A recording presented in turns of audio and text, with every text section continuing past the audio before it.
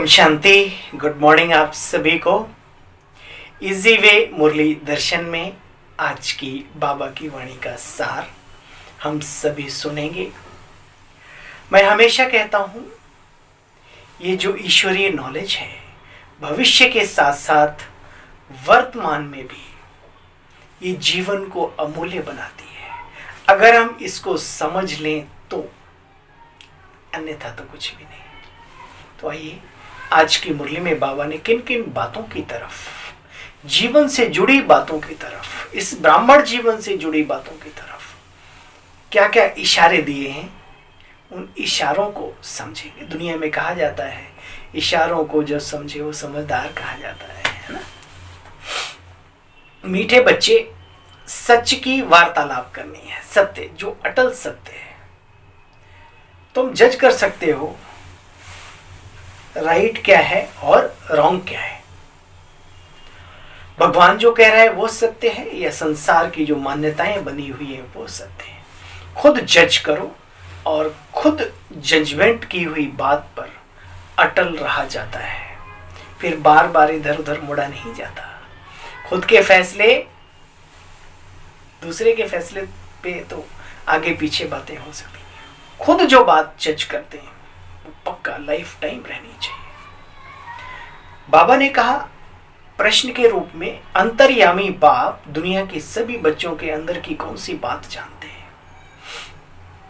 भगवान बाप परमपिता परमात्मा जानते हैं कि इस समय सभी में 5 भूत यानी काम, क्रोध, लोभ, मोह, ईर्ष्या, द्वेष, अहंकार, नफरत, वैर भाव, घृणा, द्वेष भावनाएं, ये भूत प्रेत 5 मुख्य और उनके बालक बच्चे सब प्रवेश हैं। रावण सर्वव्यापी है। मनुष्यों को छोड़ो, जानवरों में, कीड़ों में, मकोड़ों में ये काम, क्रोध, लोभ, मोह, ये सारी चीजें व्याप्त हैं। माया की बहुत कड़ी बॉक्सिंग है, बार बार आत्माओं को हराने की कोशिश करती है। बार बार हारने से बच्चे कमजोर हो जाते हैं। इसलिए बाबा कहते हैं बच्चे विकारों का दान देकर फिर वापस नहीं लेना, माया से हारना नहीं। अमृत वेले उठ, बाप को याद करो तो सारे भूत भाग जाएंगे। दिनचर्या जिनकी अच्छी हो गई, सुबह सुबह तो सारा दिन अच्छा। गीत, निर्बल से लड़ाई बलवान की एक कहानी है, दिए और तूफान की एक नन्हा सा दिया है ना, फिर उसने हमला किया। बड़ा अच्छा गीत है, सुनना चाहिए सभी को। ओम शांति। देखो बच्चे, गीत कैसा बनाया हुआ है परंतु मनुष्य सुनते तो हैं, समझते कुछ भी नहीं। तूफान और दीवे की कहानी कैसी बनाई है। बात तो बच्चे यहाँ की है, छोटा सा दीवा तो क्या, माया का तूफान ऐसा है बच्चे जो बड़े बड़े दीवों को भी बुझा देता है। आत्माओं की ज्योति जगाने के लिए क्षमा को आना पड़ता है, जिसको परमपिता परमात्मा कहा जाता है। उनका शारीरिक नाम नहीं है।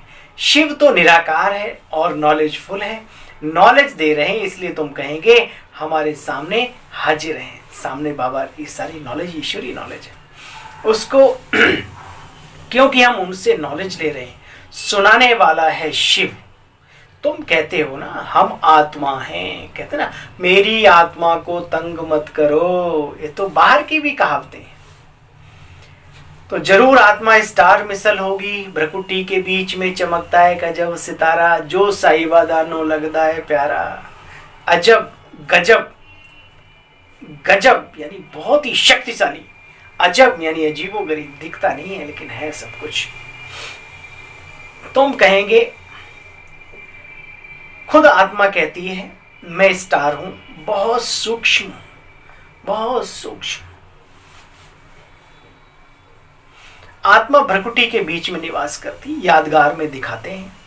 यहाँ पर टीका, माताएं बहनें बिंदी, टीका माना टिक जाओ अपने स्वरूप में, बिंदी माना क्योंकि आत्मा अति सूक्ष्म ज्योति बिंदु स्वरूप है।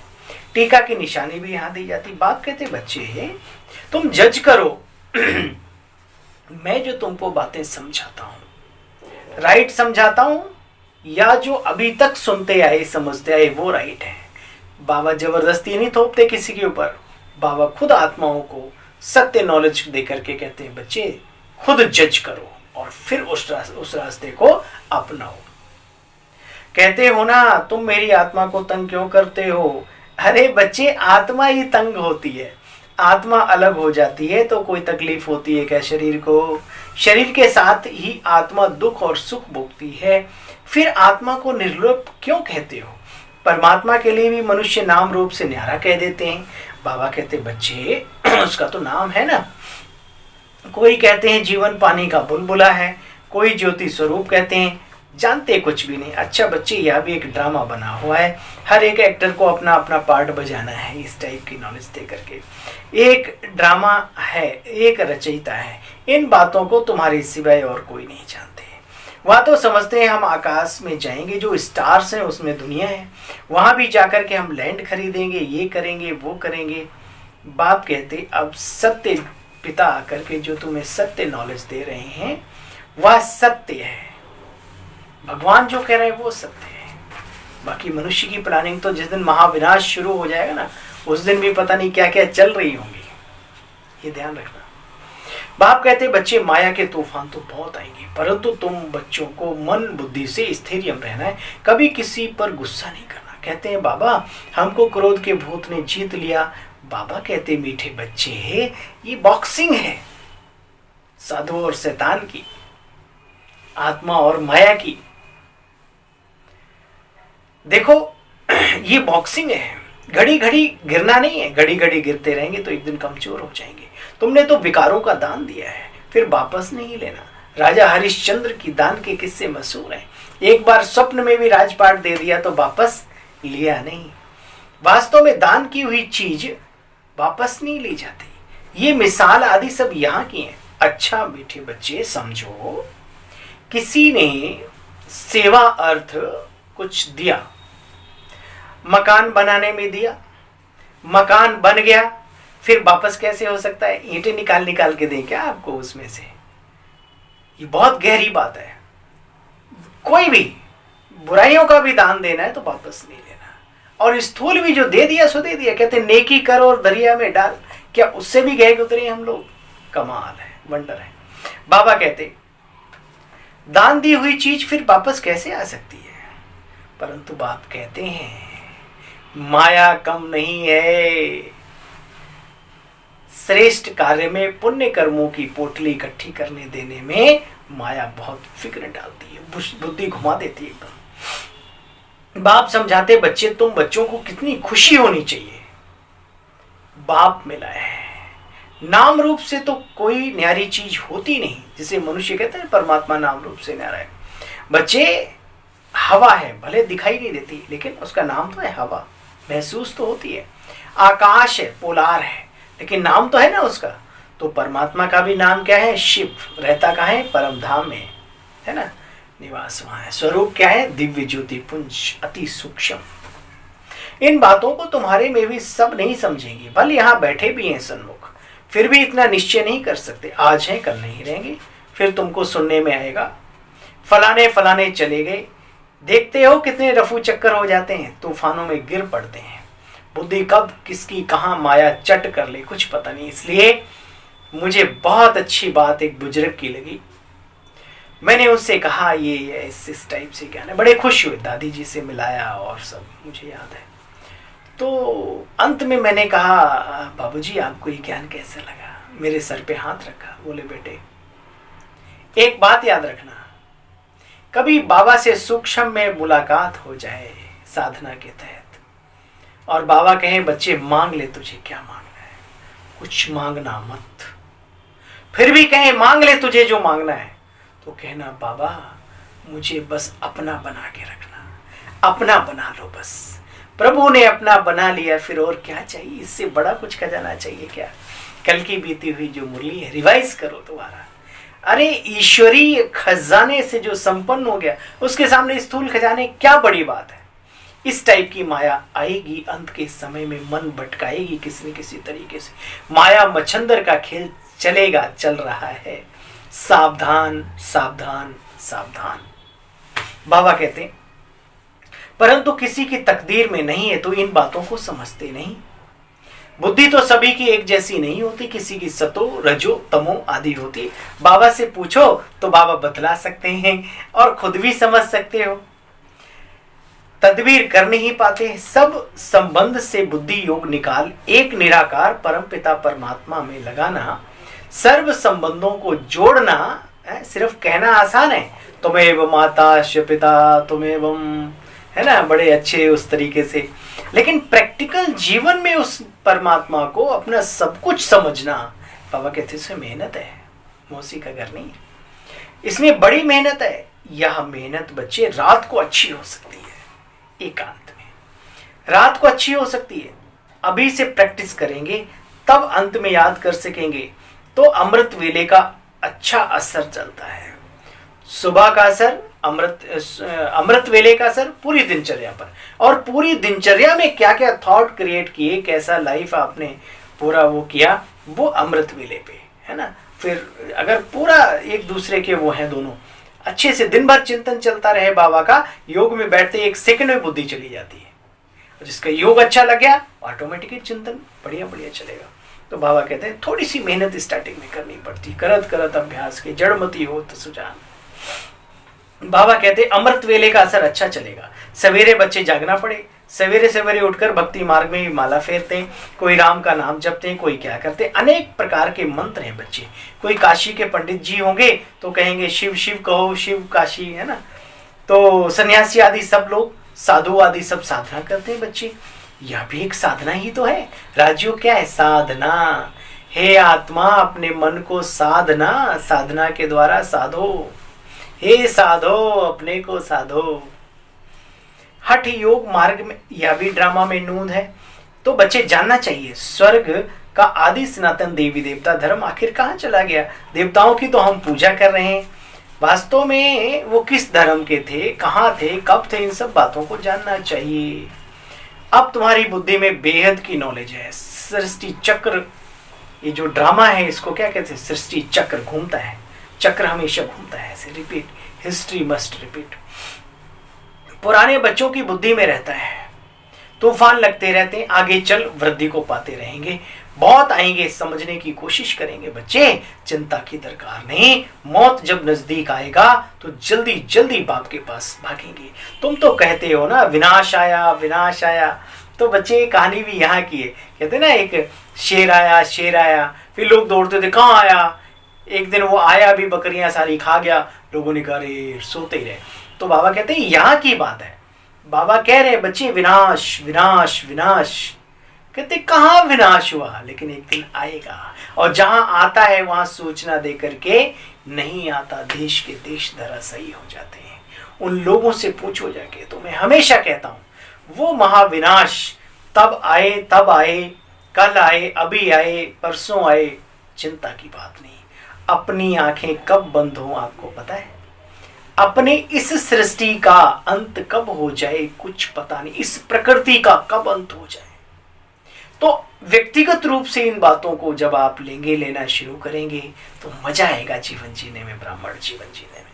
बाबा कहते कि विनाश आया तो फिर अचानक आ गया, यहां की बात है। वह समझते हैं तो गपोड़ा मारते हैं। बच्चे एक दिन विनाश आ जाएगा, फिर टू लेट हो जाएंगे, फिर क्या करेंगे? फिर कुछ नहीं कर पाएंगे। इसलिए मेहनत अभी से करनी शुरू, जब जागे तभी सवेरा। हाँ, नए बहुत ऐसे निकलेंगे जो पुरानों से तीखे चले जाएंगे। बच्चे यहाँ मार्जिन है, यहाँ कोई मतभेद नहीं है। इतने दिन पुराना है ये नया नहीं, नया भी बहुत आगे जा सकता है, पुराना अगर ढंग से नहीं चल रहा है तो। बाप कहते भल गृहस्थ में रहते हुए रात को जागो, समय है, शरीर पूरी रेस्ट ले चुका है तो आप जागिए, कोई मना थोड़ी कर रहा है। ज्यादा सोना भी तो नुकसानदेह हो जाता है कभी कभी। और कभी कभी ऐसा अनुभव है जब आप किसी श्रेष्ठ चिंतन में लगे होते हैं, श्रेष्ठ साधना में लगे होते हैं, 6 घंटे की नींद को 2-3 घंटे में भी पूरा करके आप अच्छे से रहते हो, तो उसका फायदा लो पूरा। दिन में तो बहुत कुछ खटर पटर रहता है, रात में अभ्यास करो। बाबा कहते हैं यह कितना तरावटी माल है। भल रात को भी नींद भी ना करो तो भी बहुत तीखे जाएंगे, बाबा ने कहा था बच्चे बीमार नहीं पड़ेंगे, परसों बाबा ने बीमार नहीं पड़ेंगे, चिंता नहीं करो अपने तन की भी, और तन तो एक दिन जाना ही है भाई, इसलिए इसको खिलाओ पिलाओ वो सब ठीक, लेकिन इसके चक्कर में आध्यात्मिक पुरुषार्थ को कम कर दो, ये कहीं की समझदारी नहीं है, नहीं है, नहीं है। बाबा कहते देखो बच्चे बहुत तीखे जाएंगे, कितनी तरावटी नॉलेज है ये, बेड़ा ही पार हो जाता है बच्चे, सारी कामनाएं शुद्ध श्रेष्ठ सर्वहितकारी कामनाएं सिद्ध हो जाती हैं, करके तो देखो। अच्छा, मीठे मीठे सिलसिले बच्चों प्रति माता पिता बाप दादा का याद प्यार और गुड मॉर्निंग। रूहानी बाप की रूहानी बच्चों को नमस्ते। हम सब रूहानी बच्चों को ही रूहानी मीठे बाबा नमस्ते नमस्ते नमस्ते। दिल कहे बाबा शुक्रिया शुक्रिया, मीठे बाबा शुक्रिया, थैंक यू। सारा सार सुना निचोड़ मुरली का, वरदान सुनेंगे वरदानी बाप दादा का। संकल्प रूपी बीज, जीवन से जुड़ी बातें, संकल्प थॉट, संकल्प रूपी बीज द्वारा वाणी और कर्म में सिद्धि प्राप्त करने वाले सिद्धि स्वरूप भव, क्योंकि जो मनुष्य सोचता है वही व्यक्त करता है। संसार में बड़े बड़े युद्ध पहले यहां विचारों में हुए, फिर बड़ा रूप आया उनका। तो विचार है बीज, इस बीज को कंट्रोल करो जो बाबा हमें सिखाते हैं। बुद्धि में जो संकल्प आते हैं वह संकल्प है बच्चे जीवन का बीज। वाचा और कर्मणा बीज का विस्तार है।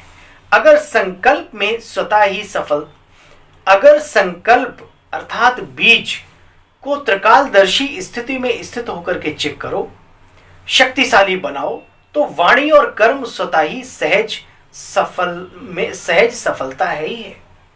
सोचने से पहले सोचो कि मुझे सोचना क्या है, उसको शक्तिशाली।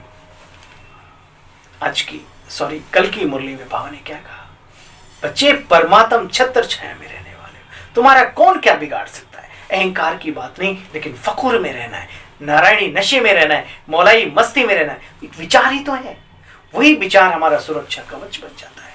ये ईश्वरीय देन है, ये नॉलेज, इसको समझना है हमें। शक्तिशाली, यदि बीज शक्तिशाली नहीं होगा तो वाणी और कर्म में भी सिद्धि की शक्ति नहीं रहती। जरूर चैतन्य में सिद्धि स्वरूप बने हो, तब तो जड़ चित्रों द्वारा भी और आत्माओं द्वारा सिद्धि प्राप्त करती हैं। आप जीवन में सिद्धि स्वरूप बने हो तो आज तुम्हारे जड़ चित्रों द्वारा भी अनेक आत्माओं को सिद्धियां प्राप्त हो रही हैं। कौन है वो लोग? आप ही तो हैं। पूर्वज कौन? आप ही तो जन्म ले लेके इधर आए हो। पूर्वज आप ही हो, अपने पूर्वज आप खुद हैं। अच्छा स्लोगन, योग अग्नि के व्यर्थ के किचड़े को जला दो तो बुद्धि स्वच्छ हो जाएगी। क्या हो जाएगी? शुद्ध, स्वच्छ, पावन। योग अग्नि से व्यर्थ के किचड़े को जला दो तो बुद्धि स्वच्छ बन जाएगी।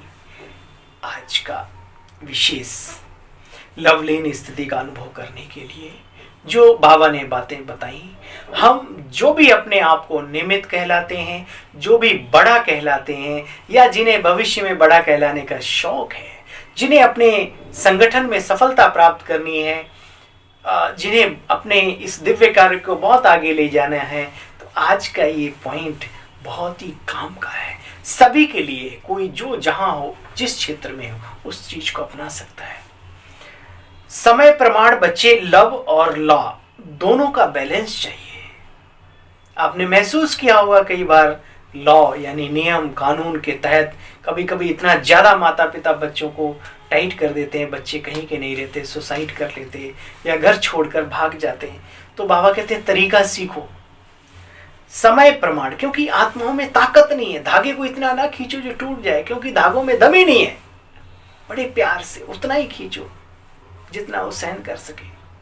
बाकी सबके अपने अपने कर्म, अपना अपना जीवन है, चिंता ना करो। समय प्रमाण, लव और ला दोनों का बच्चे बैलेंस चाहिए। बहुत ज्यादा प्यार भी नहीं देना और बहुत ज्यादा लॉ को भी नहीं थोपना उसके ऊपर। लॉ में भी लव महसूस हो। अगर नियम कानून की बात करें तो उसमें प्यार की फीलिंग आए सामने वाले को। इसके लिए आत्मिक प्यार की मूर्ति बनो बच्चे, शारीरिक प्यार की नहीं, आत्मिक प्यार की मूर्ति बनो। तब हर समस्या को हल करने में सहयोगी बन सकेंगे। शिक्षा के साथ साथ सहयोग भी देना सीखो। शिक्षा के साथ साथ सहयोग देना ही आत्मिक प्यार की मूर्ति बनना है।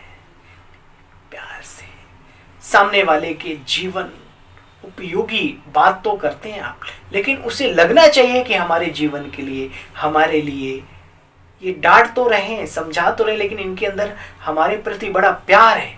वो प्यार की उसे फीलिंग है तो कभी उसे बुरा नहीं लगेगा और जीवन में कभी गलत नहीं करेगा। खाली खाली शिक्षा, सूखी सूखी थोड़ा रोटी दे दी सब्जी नहीं दी, वही वाली बात हो गई। अब वो कहाँ रखे, कहाँ खाए, कहाँ धरे, कहाँ उठाए। तो आज की शिक्षाएं हम सब अपने जीवन में महसूस करेंगे और हम धन्य हैं, हम भाग्यशाली हैं जो भगवान के बन गए। उसने हमें अपना लिया। शुक्रिया मीठे बाबा, शुक्रिया।